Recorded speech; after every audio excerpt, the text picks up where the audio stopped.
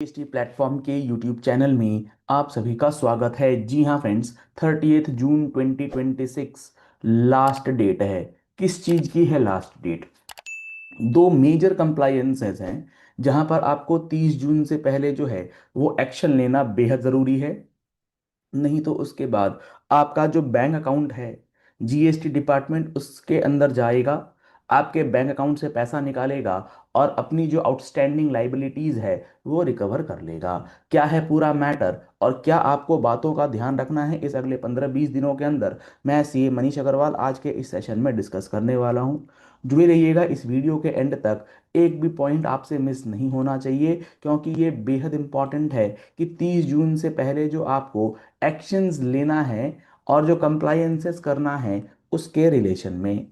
मान लीजिए आपका कोई भी मैटर है, फाइनेंशियल ईयर 17-18 से लेकर के जब से जीएसटी लगा है तब से लेकर के फाइनेंशियल ईयर 25-26 का किसी भी साल का मैटर हो सकता है। ये किसी भी साल का मैटर हो सकता है जिसके अगेंस्ट आपके पास APL 4 आ चुका है। APL 4 आ चुका है का मतलब आप अपील में गए थे, अपील में जाने से पहले आपके पास DRC 7 भी आया होगा। DRC 7 कब आया है नहीं आया है उससे कोई मतलब नहीं है।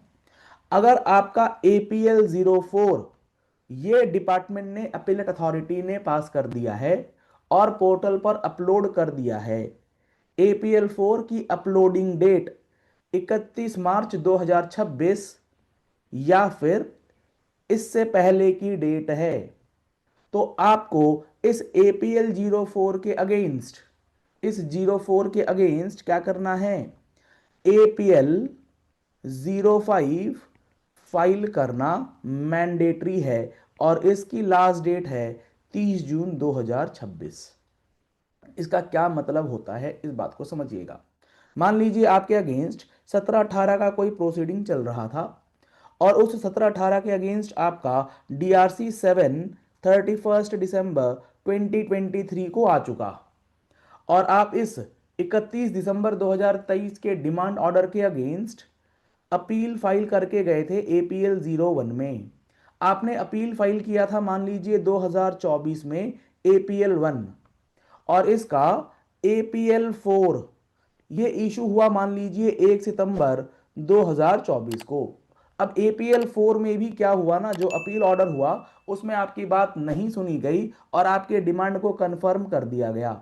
आपके अगेंस्ट मान लीजिए 10 लाख का डिमांड था और ये 10 लाख का डिमांड APL 4 में कंफर्म हो गया और 1 सितंबर 2024 को ये पास हो गया। तो ये 1 सितंबर 2024 को जो डिमांड कंफर्म हुआ उसको चाहता तो प्रॉपर ऑफिसर अटैच कर सकते थे, लेकिन वहां पर एक कंडीशन थी कि आप अगर डिक्लेरेशन या अंडरटेकिंग दे देंगे कि आप इस APL 4 के अगेंस्ट GST 80 यानी कि ट्राइब्यूनल की फाइलिंग करना चाहते हैं तो आपका बैंक अटैचमेंट रुक जाया करता था। आपने वो अंडरटेकिंग दे दी है।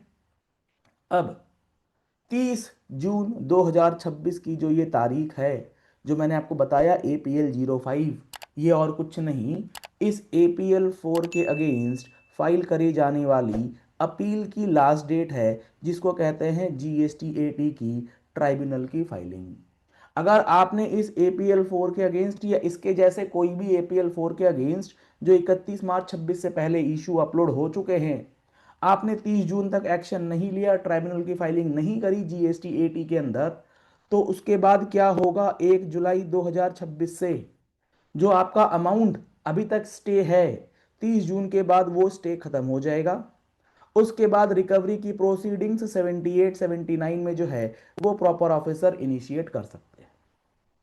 और रिकवरी जब होगी तो फर्स्ट मेथड ऑफ रिकवरी जो है वो आपके बैंक अकाउंट को अटैच करके, जो भी आपके जीएसटी पोर्टल पर अभी बैंक वैलिडेशन आपसे कराया गया है वो इसी वजह से कराया गया है कि आपका अपडेटेड करंट जो बैंक अकाउंट है वो उनके पास अवेलेबल हो जाए पोर्टल पर और bank attachment in case of any recovery जो है वो करी जा सके।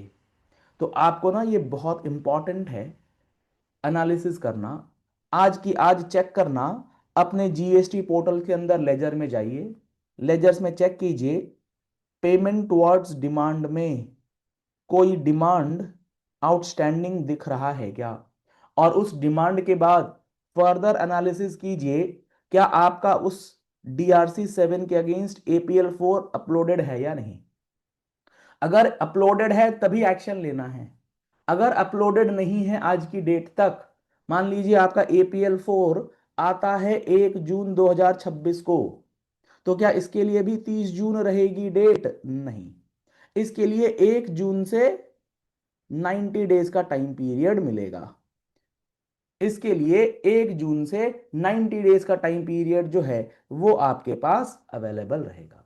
31 मार्च तक के APL 4 के लिए है 30 जून, और उसके बाद जो नॉर्मल टाइम पीरियड है 90 डेज का, वो तो आपको मिलेगा ही मिलेगा। लेकिन मैटर तो यहीं पर है सबसे ज्यादा कि 31 मार्च से पहले वाले जो मैटर्स हैं उनको लेकर के लोग अभी भी वेट कर रहे हैं लास्ट डेट का।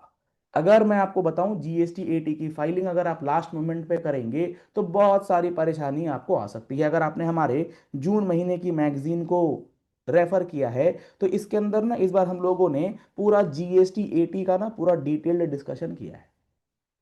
अगर आप देखेंगे ना इस बार का जो जून का एडिशन है इसके अंदर हम लोगों ने ना बहुत डिटेल में आपको ये बताया है कि GST 80 के पास जाने का जो टाइम पीरियड है वो कैसे कैलकुलेट किया जाएगा, 31 मार्च 26 से पहले के ऑर्डर्स का क्या होगा फेट, उसके बाद आपका ऑर्डर्स जो GST 80 के अगेंस्ट आप लेकर के जा सकते हैं, लिमिटेशन पीरियड किस तरीके से काउंट करना है फॉर GST 80 वर्किंग्स, GST 80 की जब अपील फाइल करेंगे तो उसके अंदर क्या क्या प्रैक्टिकल इश्यूज आ रहे हैं, पोर्टल के अंदर जो अलग अलग टैब्स बने हुए हैं उन टैब्स के अंदर कौन सा डेटा क्या कंटेंट आपको डालना है, क्या डॉक्यूमेंटेशन आपको मेंटेन करना है, क्या एनालिसिस रहेगा पोर्टल के एक एक टैब का, ये सारा डिस्कशन आपको हमारी इस मैगजीन में मिल जाएगा।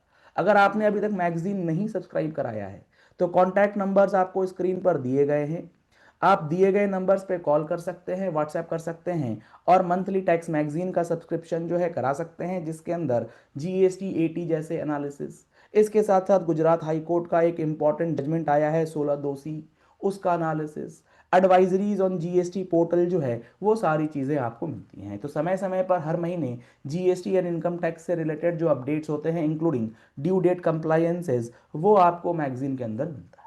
तो आप इस नंबर पे कॉल करके व्हाट्सएप करके टैक्स मैगजीन का सब्सक्रिप्शन करा सकते हैं और अपने आप को अपडेट कर सकते हैं कि क्या आपकी वर्किंग्स जो है वो किस तरीके से होनी चाहिए।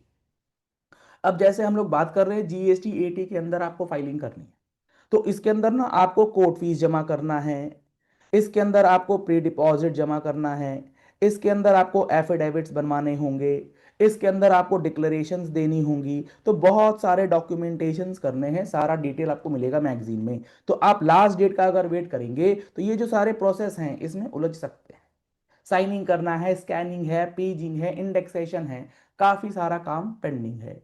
तो आप आज ही अपने लेजर्स को चेक कीजिए, प्रोफेशनल से जाकर के भेंट कीजिए, मिल लीजिए और अपना ट्राइब्यूनल का फाइलिंग जो है वो कर लीजिए, क्योंकि इसके बाद कोई इंटीमेशन कोई इंफॉर्मेशन नहीं आएगा प्रॉपर ऑफिसर्स के द्वारा, वो सीधा बैंक अटैचमेंट का एक्शन जो है वो ले लेंगे, क्योंकि अब नोटिस देने का कोई भी प्रोविजन नहीं, क्योंकि वो ऑलरेडी रिकवरी के मोड में है, सिर्फ स्टे लगा हुआ है 30 जून तक का, क्योंकि GST 80 ने ये 30 जून की डेडलाइन फिक्स कर रखी है अनटिल एंड अनलेस एक्सटेंडेड। और एक इंपॉर्टेंट कंप्लायंसेस है जो 30 जून 26 से पहले करना है, वो है कॉम्पोजिशन टैक्स पेयर के लिए। कॉम्पोजिशन टैक्स पेयर वालों को 25-26 से रिलेटेड जो आपकी GSTR 4 है, जो रिटर्न है 25-26 की, वो रिटर्न फाइल करनी है। अगर आपने 25-26 की GSTR 4 30 जून 26 से पहले फाइल नहीं करी तो उसके ऊपर लेट फीस जो है वो कंप्यूट किया जाएगा। तो ये दो एक्शंस, जिसमें सबसे इंपॉर्टेंट है GST 80 के अंदर filing for your outstanding demand, जिसके अगेंस्ट APL 4 में आप ऑलरेडी हार चुके हैं। आशा करते हैं आपको ये वाली बात समझ में आ गई होगी, ये पूरा पॉइंट समझ में आ गया होगा कि अब आपको एक्शंस में क्या लेना है। चलिए इस वीडियो को यही एंड करते हैं। आशा करते हैं आपको ये सारी बातें जो हैं वो बहुत अच्छे से समझ में आ गई होंगी, और एक एक सेक्शन, जैसा कि हमने बात करा, सेक्शन 78, सेक्शन 79, रिकवरी के प्रोसीडिंग्स, ट्रिब्यूनल के मैकेनिज्म्स, अपील कैसे होता है, इन सारे लॉज को, इन सारे एक्ट को, रूल्स को समझना चाहते हैं तो आप इसके लिए हमारा जीएसटी का महारथी बैच 2026, जिसके अंदर आपको 200 प्लस आवर्स की क्लासेस जो है live as well as recorded sessions जो हैं वो प्रोवाइड किए जा रहे हैं। आप इसका एनरोलमेंट करा सकते हैं। इसके अंदर एक एक सेक्शन, एक एक रूल और उसका एनालिसिस जो है आपको बहुत डिटेल में करके दिया जा रहा है। आपको इस कोर्स के अंदर लाइव क्लासेस तो मिलेंगी ही, उसका बैकअप 1 साल की वैलिडिटी के साथ विद अनलिमिटेड व्यूज जो है वो आप देख सकते हैं, जिसको आप हमारी वेबसाइट gstplatform.com पे जा करके देख सकते हैं। आप हमारा मोबाइल एप्लीकेशन प्ले स्टोर से डाउनलोड कर सकते हैं, लिंक आपको वीडियो के डिस्क्रिप्शन बॉक्स में दिया गया है, या फिर आप इन नंबर्स पे कॉल करके, व्हाट्सएप करके भी कोर्स की इंफॉर्मेशन ले सकते हैं। Thank you and have a nice day.